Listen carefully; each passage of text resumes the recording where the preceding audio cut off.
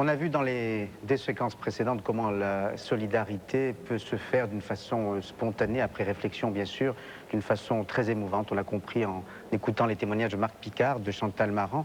On va voir maintenant comment la solidarité peut s'organiser, non pas d'une façon institutionnelle, mais d'une façon méthodique, efficace. Et cela grâce à la création en 1989 de la chaîne de l'Espoir, fondée par le professeur Deloche, qui est avec nous. Avant d'écouter nos invités, je vous propose de suivre ce reportage très émouvant, lui aussi de Patrice Dutertre et de Pierre Scheller, sur le cas de Maboulessa, qui est un petit enfant de 7 ans qui vit au Mozambique, qui était atteint d'une maladie très grave du cœur et qui, grâce à plusieurs maillons de cette chaîne de l'Espoir, a pu être sauvé grâce à une opération en France même.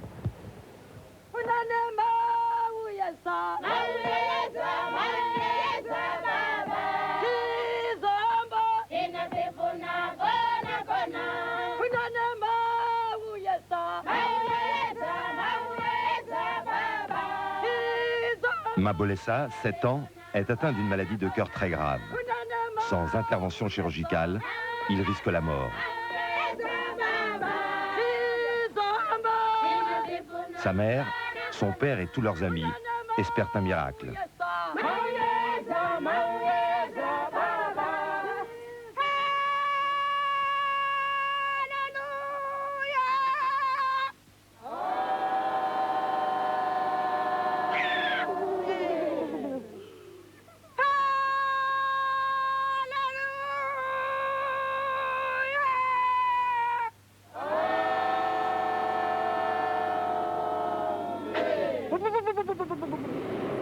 La seule chance de Maboulessa de survivre, elle est ici, à l'hôpital central de Maputo, capitale du Mozambique, l'un des pays les plus pauvres du monde.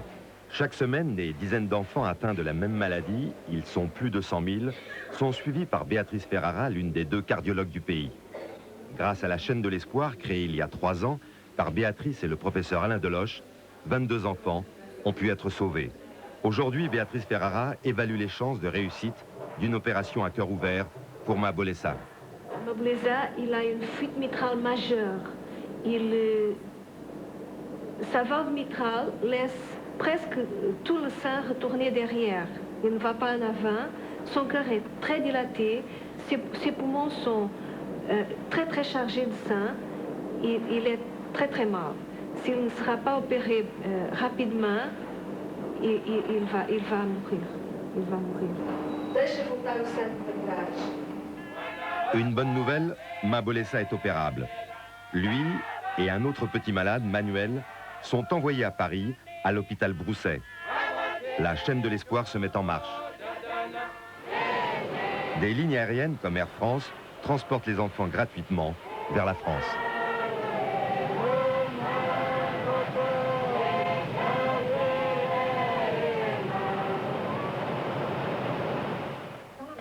Dès leur arrivée, Maboulessa et Manuel sont pris en charge par une famille d'accueil et l'hôpital Broussais. À la consultation se côtoient des enfants de toute nationalité. Cette petite Afghane et cette petite Russe du Kazakhstan ont déjà été opérées avec succès.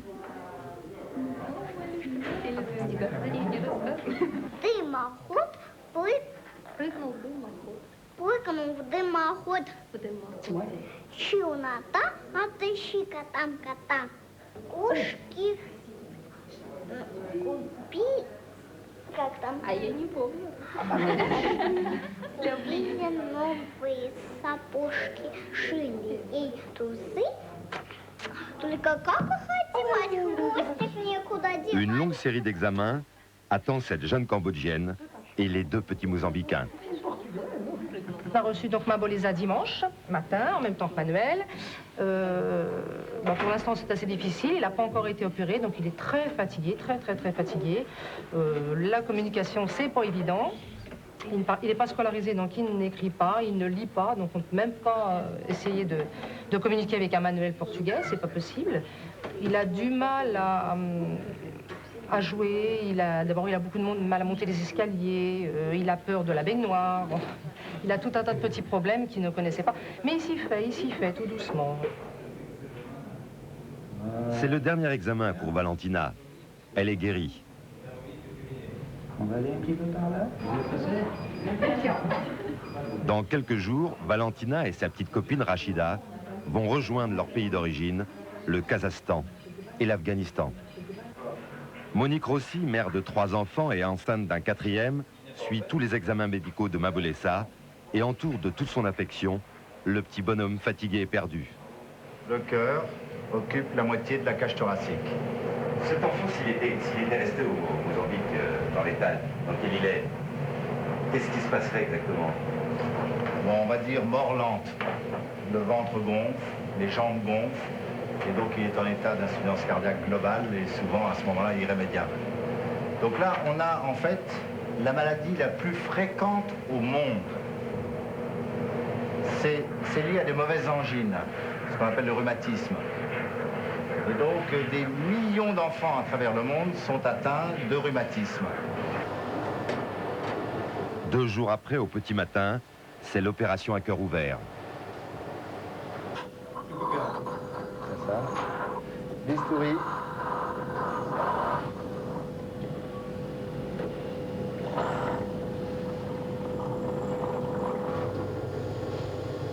Est-ce que vous êtes optimiste, là? Ben, c'est pas une bonne question, ça. Non, disons qu'on sait quoi faire. Nous avons affaire à un cas assez sévère.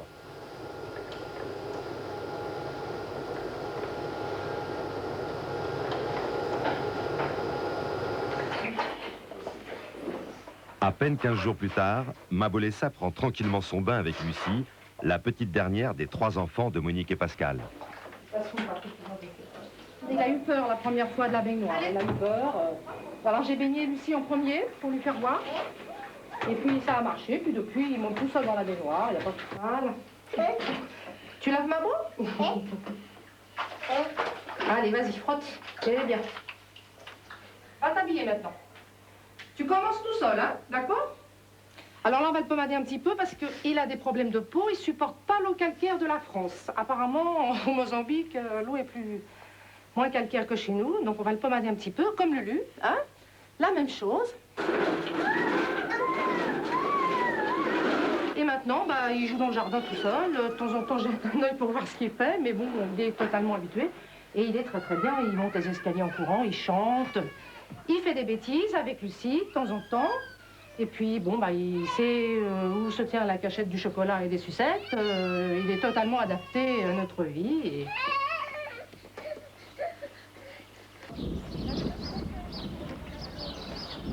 c'est un peu dur pour lui de se retrouver là, isolé, sans son père, sa mère, ses frères. Donc on lui donne beaucoup de temps et puis on lui apprend à être comme chez lui. Il est chez lui ici. Regarde, elle est gentille, elle est belle, c'est ça. Lucie, c'est la seule amie que j'ai ici. Lucie, elle fait plein de bêtises parce qu'elle est petite. De temps en temps, je lui dis de faire attention. Et puis aussi, j'aime beaucoup ma tante Monique et mon oncle Pascal. Moi, j'ai très envie de voir mes parents, mes frères et mes sœurs. J'ai très envie de rentrer à la maison et d'être auprès d'eux parce qu'ils me manquent.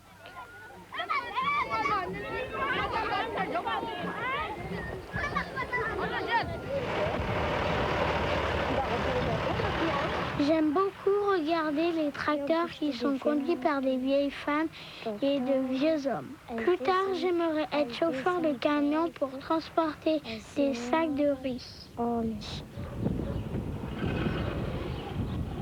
Et j'aimerais aussi aller à l'école. Super. Il y a 2 ans, Monique et Pascal avaient déjà accueilli une petite Irakienne. On peut pas oublier le passage d'un enfant dans une famille. Ce pourquoi il est venu. Oui, en plus. Et ce qui a pu être fait pour lui.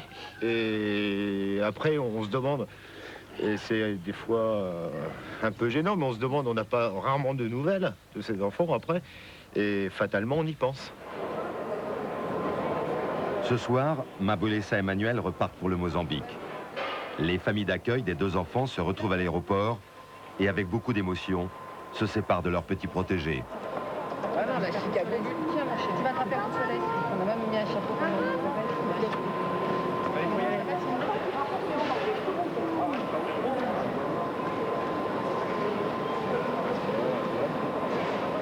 Il faut se mettre dans la tête qu'il a une famille et que sa famille l'attend. Je pense qu'en plus qu'ils n'ont pas beaucoup de nouvelles de lui, ils doivent se demander ce qui advient de lui. Donc il y a fatalement un retour. Un autre maillon de la chaîne de l'espoir, c'est Chantal, hôtesse de l'air au groupe Air France.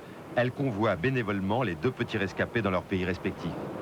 Les missions se font soit dans un sens, soit dans l'autre, c'est-à-dire aussi bien les enfants malades qu'on arrache à leur famille et parfois dans des conditions très, très difficiles. Il y a 3 semaines, c'était une toute petite fille qui a pleuré pendant 1 heure. Elle quittait sa maman pour la première fois, elle avait un petit peu plus d'1 an.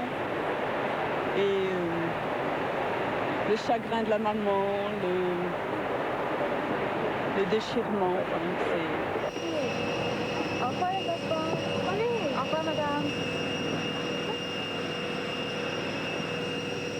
c'est toujours un très grand plaisir de voir la réaction des parents qui sont émerveillés par la différence de taille, de poids, par ses yeux brillants, par ce bonheur de vivre. C'est fabuleux.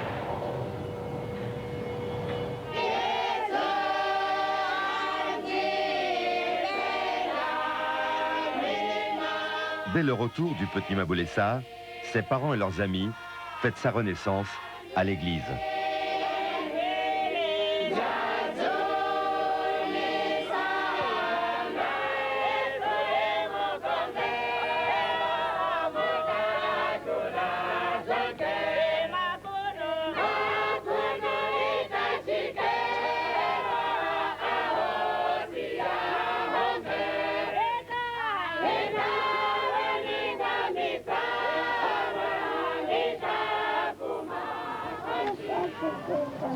Après 2 mois d'absence, Mabolessa retrouve ses 6 frères et sœurs, dont le petit dernier, qui est né pendant son séjour en France. Avant que Mabolessa soit opéré, je savais qu'il pouvait mourir rapidement. Il respirait très mal, il ne mangeait presque rien et il ne pouvait pas jouer avec ses camarades. Il ne pouvait pas non plus aller à l'école. Mon mari et moi, on était désespérés. Bien sûr, on savait qu'il pouvait mourir. Maintenant, je vois la différence. Il est transformé, il a grossi et grandi. Il peut déjà jouer au football avec ses amis. Il raconte même qu'il peut déjà leur taper dessus. Il nous parle beaucoup de la France. Il me raconte comment sa maman française l'a bien traité après l'opération. Il nous parle de la petite Lucie. Il nous dit qu'il mangeait très bien. Tous les jours, il mangeait de la viande et des fruits. Ce qui me rend le plus joyeuse, c'est que je le vois jouer au football, comme tous les autres petits garçons de son âge. C'est un vrai miracle qu'il soit là aujourd'hui.